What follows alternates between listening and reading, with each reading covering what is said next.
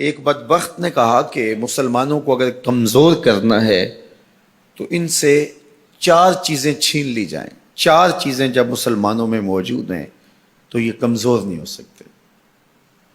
ایک قرآن مجید، یہ ان کی وحدت کی ضمانت ہے، اور یہ کتاب ان کی وہ ایسی پاکیزہ اور متحرک اور فعال تھیوری ہے جو کبھی بھی فرسودہ نہیں ہوتی، اور ہر دور کی ضرورت کو یہ کتاب پورا کرتی ہے.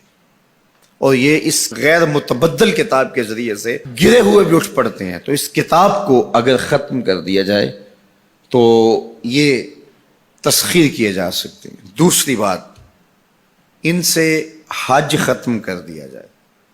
حج ان کی وحدت کی علامت ہے، ان کی شان و شوکت اور شکوہ مسلم کی ضمانت ہے. لہذا حج ختم کر دیا جائے تو ان کو تسخیر کیا جا سکتا ہے. تیسری بات، ان سے جہاد کا خاتمہ کر دیا جائے. جہاد ختم ہو جائے گا تو یہ کمزور ہو جائیں گے. چوتھی چیز، ان کے سینے سے عشق رسول چھین لیا جائے. محبت رسول اس کے سینے سے کھینچ لی جائے. اگر یہ دولت نہیں رہے گی تو یہ مٹی کے مجسمے ہوں گے اور ان کے اندر کچھ نہیں ہوگا. وہ فاقہ کش جو موت سے ڈرتا نہیں ذرا، روح محمد اس کے بدن سے نکال لو. تو کہا یہ 4 چیزیں اگر ان سے چھین لی جائیں تو ان کو تسخیر کرنا آسان ہوگا. اب ان میں سے 2 چیزوں پر جب محنت کی گئی تو جہاد کے خاتمے کے لیے مسلمہ پنجاب مرزا قادیانی کو کھڑا کیا گیا، اور اس کا کام یہ تھا کہ مسلمانوں کی ذہن سازی کرے کہ جہاد ختم ہو گیا ہے. اور وہ خود لکھتا ہے کہ میں نے جہاد کی ممانعت پر اتنا کچھ لکھا ہے اور اطراف و اکناف میں بھیجا ہے، اگر وہ جمع کرنا ممکن ہو تو 300 الماریاں بھر جائیں. اتنا کچھ میں نے جہاد کی ممانعت میں لکھا ہے. تو وہ اس ایجنڈے پہ آیا تھا.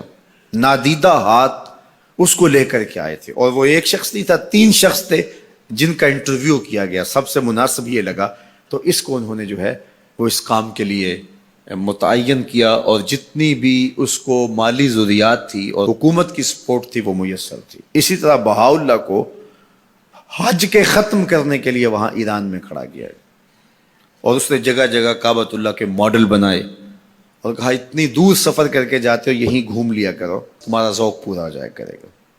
اب یہ 2 لوگوں کو نادیدہ ہاتھوں نے ان 2 چیزوں کو ختم کرنے کے لیے، جہاد اور حج کو ختم کرنے کے لیے تیار کیا تھا، اور ان کے اوپر اس زمانے کے اندر انہوں نے کروڑوں روپے لگائے تھے.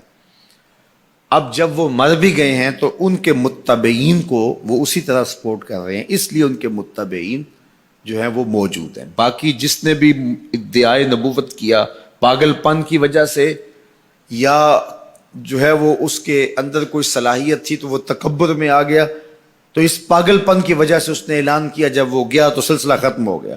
لیکن یہ جو 2 لوگ تھے ان کو باقاعدہ نادیدہ ہاتھوں نے کاشت کیا تھا اور پھر پانی دیا تھا، اور اب یہ کٹ گیا ہے تو نیچے سے ان کی پنیری کو وہ اب بھی جو ہے وہ پانی دے رہے ہیں اور گوڈی کر رہے ہیں، اور مسلمانوں کے اندر رخنہ اندازی کے لیے انہوں نے ہمیشہ ان کو فعال رکھا ہے اور ان کو ہمیشہ وسائل فراہم کر رہے ہیں. اس لیے امت کو ان سے محتاط رہنے کی بہت زیادہ ضرورت ہے، چونکہ یہ نادیدہ ہاتھوں کے مہرے ہیں جو مسلمانوں کو نقصان دینے کے لیے اور ان کے اندر سے ان جذبوں کو ختم کرنے کے لیے جو ہے وہ دن رات کوشاں ہیں، اور مغرب کی جاسوسی اسلامی ممالک سے کر کے جو ہے وہ ان کو فائدہ پہنچاتے ہیں. اور مسلمانوں کے لیے بالخصوص پاکستان کے لیے یہ مرزائی اس قدر خطرناک ہے کہ علامہ اقبال علیہ رحمہ نے اس زمانے میں کہا تھا، ابھی پاکستان بننے جا رہا تھا، آپ نے کہا تھا کہ مرزائی اسلام کے بھی غدار ہیں، پاکستان کے بھی غدار ہیں. اور پھر زمانے نے دیکھا، علامہ اقبال علیہ رحمہ تو 1938 میں انتقال کر گئے، لیکن 47 میں پاکستان بنا تو لوگوں نے دیکھا کہ ان لوگوں نے پاکستان کی مخالفت کی، اور جب پاکستان ٹوٹا، 2 ٹکڑوں میں تقسیم ہوا، تو اس وقت قادیاں میں چراغاں کیا گیا، انہوں نے خوشی کا اظہار کیا. پاکستان ایٹمی طاقت بنا تو وہاں سوگ منایا گیا. اور آج بھی یہ ربوے کے اندر دفن ہوتے ہیں تو امانتاً دفن ہوتے ہیں. ان کا یہ مکروہ عقیدہ ہے کہ پاکستان ٹوٹ جائے گا اور ہمیں یہاں سے اٹھا کر کے ہماری گندی لاشوں کو وہاں ربوے سے قادیان کے اندر شفٹ کیا جائے گا. یہ پاکستان کی سالمیت پر ہمیشہ خطرہ ہے اور پاکستان کو ہمیشہ نقصان پہنچانے کے درپائے رہتے ہیں اور ان کی ہمیشہ کوشش ہوتی ہے کہ اس وطن کے اندر امن، طمانینت اور سکون نصیب نہ ہو. مسٹر بھٹو نے کہا تھا کہ جو حیثیت امریکہ کے اندر یہودیوں کی ہے وہی حیثیت پاکستان کے اندر مرزائی حاصل کرنا چاہتے ہیں. حکومت بھلے کس کی بھی ہو لیکن یہ پاکستان کے اہم مناصب پر فائز ہو کر کے جو ہے وہ پاکستان کو اپنے کنٹرول اور قابو میں لینا چاہتے ہیں. لیکن اللہ بھلا کرے ان لوگوں کا جنہوں نے دن رات کی کاوشوں سے، محنتوں سے آئین کے اندر ان کو غیر مسلم قرار دلوایا. علماء نے، مشائخ نے، سب لوگوں نے، تمام مسالک کے لوگوں نے مل کے اس میں کاوش کی، محنت کی کہ یہ 7 ستمبر کا دن تھا، 1974 کی شام تھی، 4:35 ہو رہے تھے کہ جب دستخط ہوئے کہ مرزائی چاہے ربوی ہوں چاہے لاہوری ہوں کافر ہیں. اور پھر ہر سمت سے نعرہ تکبیر اور نعرہ رسالت کی آوازیں آنے لگی اور تاجدار ختم نبوت زندہ باد کی صدائے دل نواز گونجنے لگی.